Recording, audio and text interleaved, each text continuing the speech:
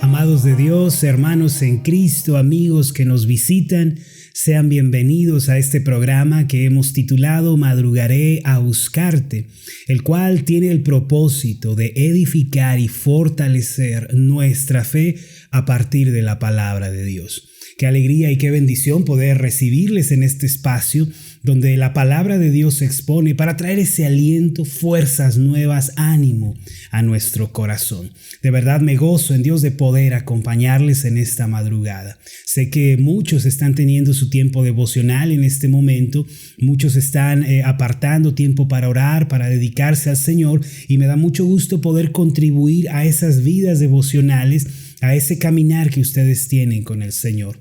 Fue el profeta Isaías en el capítulo 26, versículo 9 de su profecía, quien le dijo al Señor: mientras me dure el espíritu dentro de mí, madrugaré a buscarte. Esta fue una resolución personal del profeta para buscar al Señor. Él le dijo: mientras yo tenga aliento, mientras tenga fuerzas y me sea posible estar en esta tierra, Señor, yo me despertaré, me voy a anticipar a la salida del sol para buscarte. Creo yo que, aunque no encontramos ciertamente un mandamiento en toda la Biblia que nos indique que debemos madrugar, sí podemos tomar como ejemplo a los grandes hombres de Dios, analizar sus vidas y ver que una de las claves de su éxito sirviendo al Señor, caminando con Él, fue que madrugaron para buscarle. El patriarca Abraham, Job, David, el mismo Señor Jesús, todos ellos se anticipaban al alba para buscar el rostro de Dios. ¿Cuánto más nosotros que estamos en el siglo XXI, que vivimos tiempos difíciles, debemos hacernos el tiempo para buscar al Señor? Además, quienes así lo hagan deben tener presente esto, que Dios ha prometido: busca primeramente el reino de Dios, su justicia, y todas las demás cosas necesarias y propias de la vida te serán añadidas.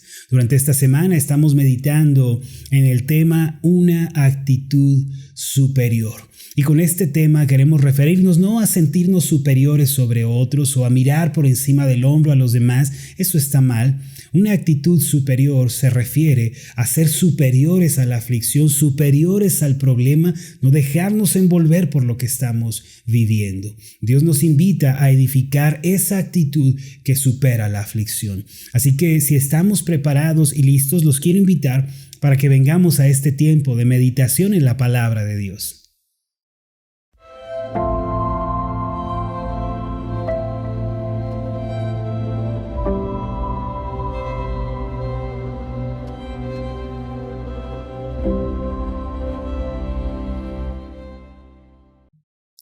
Sean tan amables de seguirme con esta oración. Padre nuestro que estás en los cielos, te bendecimos y te alabamos, glorificamos y exaltamos tu nombre. Somos un pueblo bendecido, un pueblo dichoso al tenerte a ti como nuestro Dios. Gracias, Padre, porque podemos abrir nuestros ojos esta mañana y buscarte de todo nuestro corazón. Señor, gracias porque sigues hablando a nuestra vida. Tú sigues mostrándonos el camino que tenemos que seguir. Sigues tratando con nuestros corazones. Sabemos, Señor, que tu palabra sigue cincelando fuertemente en nosotros. Padre, permite que siga siendo así en cada uno de nosotros. Que nuestra vida pueda seguir esa transformación, ese cambio preparado por ti. Que hoy a través de tu palabra seamos confrontados, sí, corregidos también, consolados, Señor, animados, llenos de esperanza para enfrentar este día que tenemos delante de nosotros. Todo esto, Padre, te lo pido en el nombre de Jesús, tu Hijo. Amén y amén. Muy bien, mis amados, pues siendo ya martes 30 de marzo, estamos llegando ya al final de este tercer mes del año, los quiero invitar a que vengan conmigo al pasaje de Filipenses, capítulo 2, versículo 5. Y quiero compartirles este pasaje con el título La actitud que decide el destino. Filipenses capítulo 2, versículo 5, la actitud que decide el destino. Ciertamente una de las cosas más importantes en la vida cristiana, entre otras cosas, sin lugar a dudas, es la actitud de nuestro corazón. Pocas cosas tienen tanta relevancia y alcance en nuestra vida como la actitud.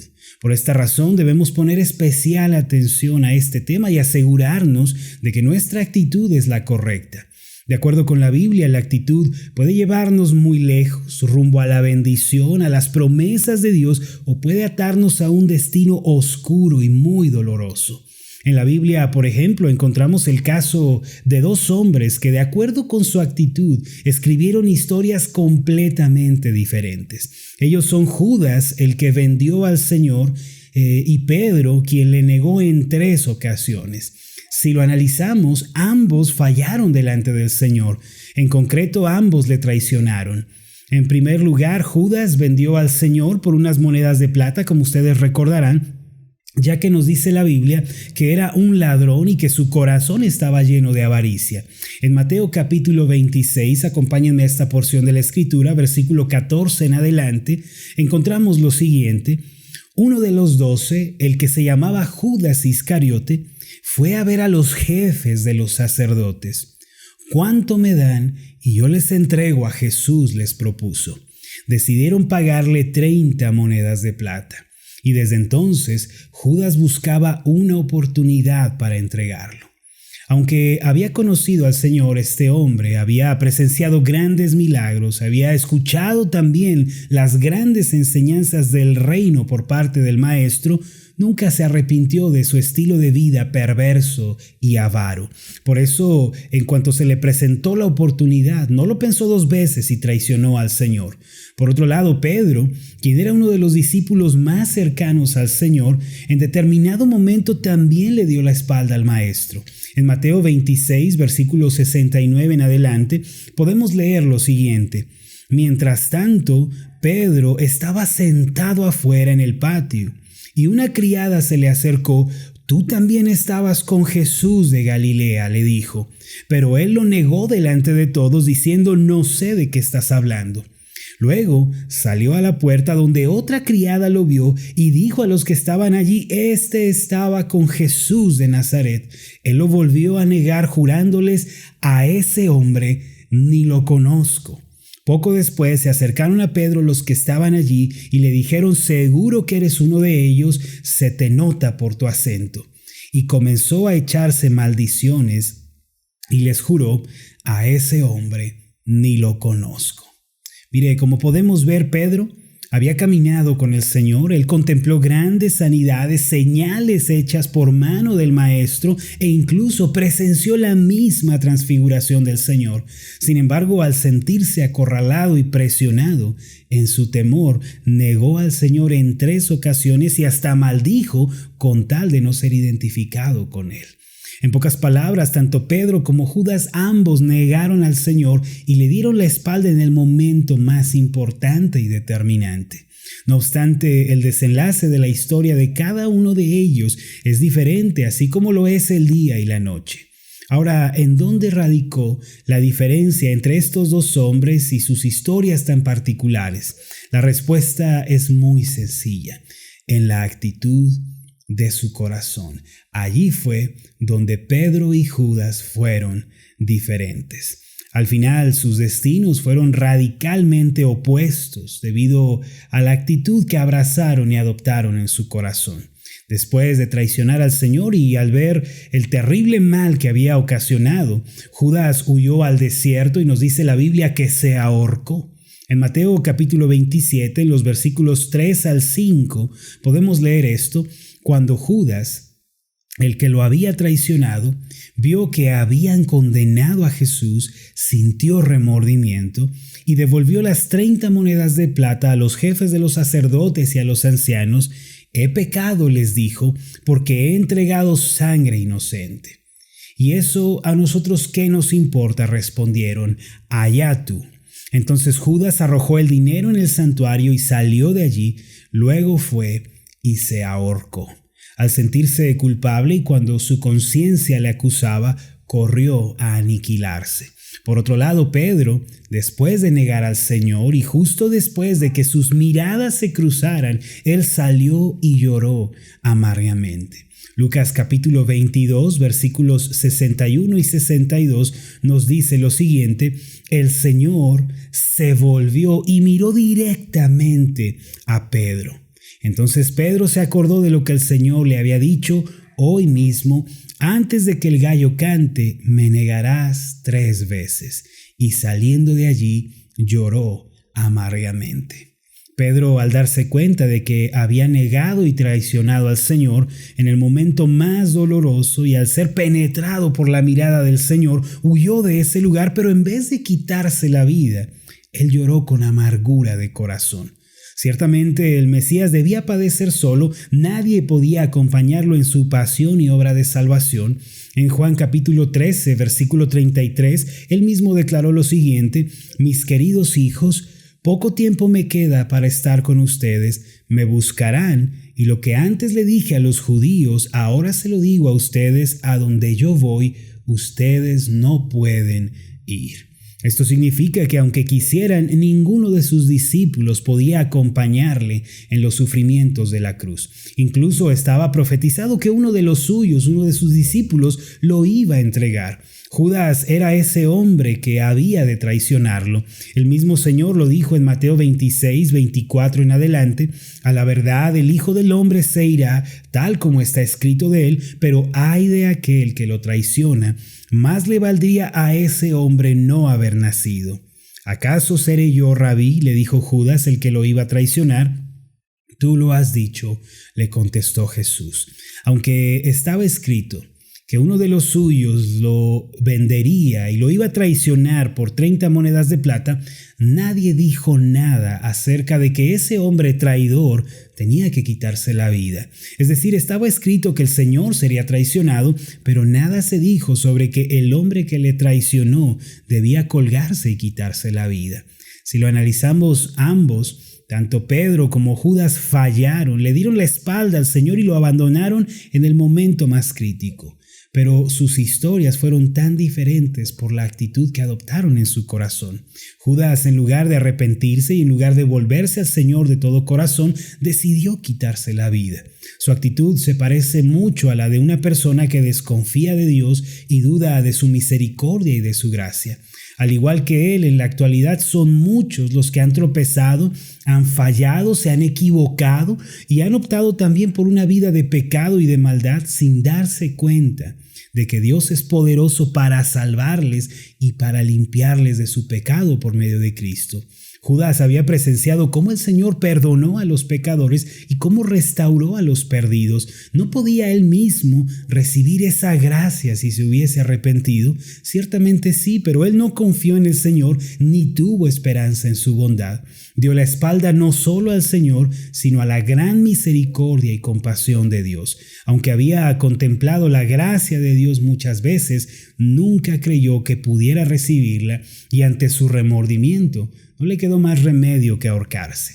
Ahora, la historia de Pedro fue muy diferente. Aunque también traicionó al Señor y le abandonó, salió y lloró con amargura y se arrepintió de todo corazón. Era tan pecador como Judas y tan culpable como él, sin embargo, la amargura de su corazón, que aquí se traduce como un profundo arrepentimiento, como un dolor por haber fallado, esto fue la puerta que le guió al Salvador de su alma. Las lágrimas de Pedro que se nos describen en los versículos anteriores no fueron solamente lágrimas de remordimiento ni de un mero dolor pasajero. Tales lágrimas indicaban una verdadera tristeza, un profundo arrepentimiento de su pecado. Son como las lágrimas del salmista en el Salmo 31, versículos 9 y 10. Tenme compasión, Señor, que estoy angustiado. El dolor está acabando con mis ojos, con mi alma, con mi cuerpo también. La vida se me va en angustias y los años en lamentos. La tristeza está acabando con mis fuerzas y mis huesos se van debilitando. Tales lágrimas son de dependencia, de búsqueda del favor de Dios, de un arrepentimiento genuino y una conversión sincera. Asimismo fueron las lágrimas lágrimas de Pedro eran más que un simple remordimiento, eran un dolor profundo, era quebranto por el pecado. No fue sino hasta que vio el rostro del Señor y se acordó de sus palabras que Pedro comprendió la gravedad de su pecado y pudo arrepentirse. Todo lo anterior es una tremenda lección para nosotros, mis amados, y se aplica ampliamente a nuestras vidas el día de hoy. El Dios de la Biblia vigila cuidadosamente la actitud de nuestro corazón. Él presta mucha atención a los pensamientos que tenemos frente a la vida. Muchos, al igual que Judas, ante los fracasos, negativas, dolor, tropiezos, ellos llegan a pensar, ya no hay nada más que hacer. El único camino es la muerte, ya nada tiene sentido y entonces se dan por vencidos. Sin embargo, nuestra actitud debe parecerse a la de Pedro. Aunque hayamos fallado, mis amados, aunque encontremos negativas, dolor en nuestra vida, debemos volvernos al Señor de todo corazón, debemos postrarnos ante Él esperando que su gracia y misericordia se manifiesten en nosotros, debemos arrepentirnos de todo corazón. Nuestra actitud tiene que ser una que se vuelve a Dios y que depende de Él en todas las cosas. No debemos proclamar que todo está perdido, que nada se puede hacer. No debemos anunciar que es el fin. Si nos volvemos al Señor, grandes milagros pueden sucedernos. Después de la resurrección, el Señor obviamente llamó a Pedro y le restauró de una manera amorosa. Por cuanto hubo en él una actitud de arrepentimiento, él llegó a conocer una gracia mayor y más abundante. En el Evangelio de Juan, capítulo 21, vengan conmigo, encontramos que el Señor reconoció el amor restaurado de Pedro 3 veces, las mismas que le había negado.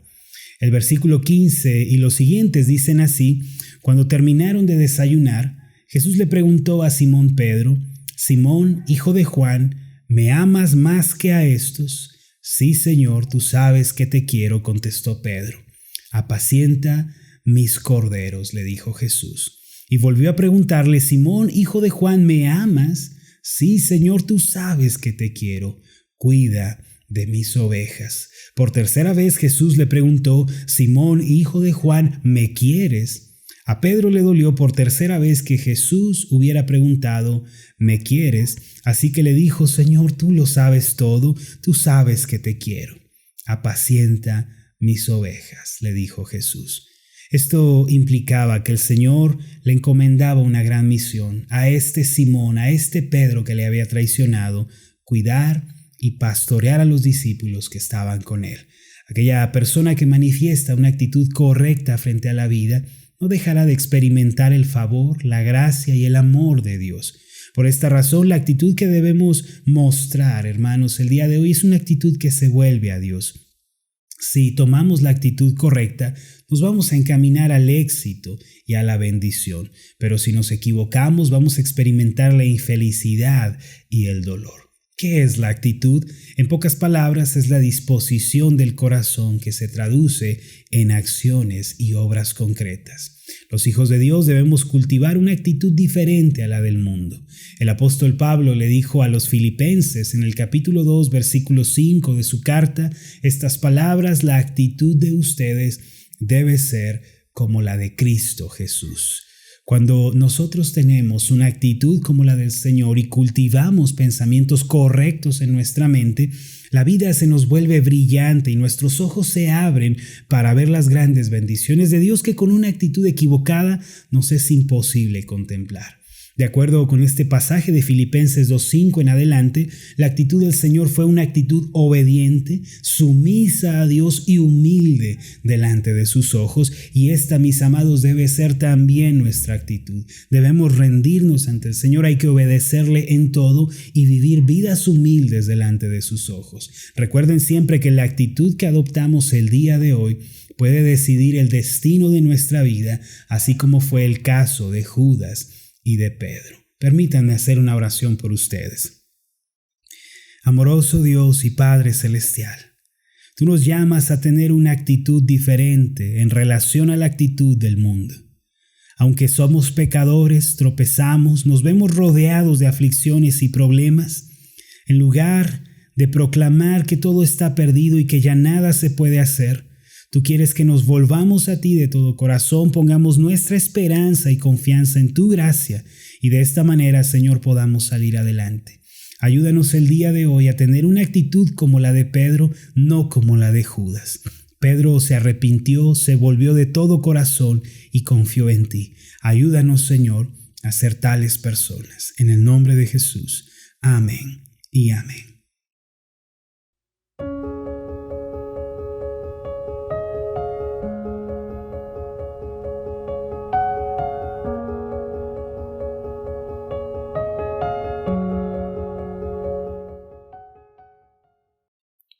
En la Biblia encontramos a dos personajes que de acuerdo con su actitud escribieron historias completamente diferentes. Se trata de Pedro, el discípulo del Señor, y Judas, quien le traicionó. Ambos le dieron la espalda en el momento más importante. Sin embargo, de acuerdo con la actitud que optaron en ese momento, su destino fue diferente. Judas, después de traicionar al Señor y al darse cuenta de que Jesús era inocente, fue y se ahorcó en lugar de arrepentirse y buscar la gracia de Dios misma que él había presenciado en otras ocasiones cuando Jesús perdonó a los pecadores. Por su parte, Pedro, cuando cruzó la mirada con el Señor y recordó que Jesús le había dicho que había de negarle 3 veces, salió de aquel lugar y lloró con amargura.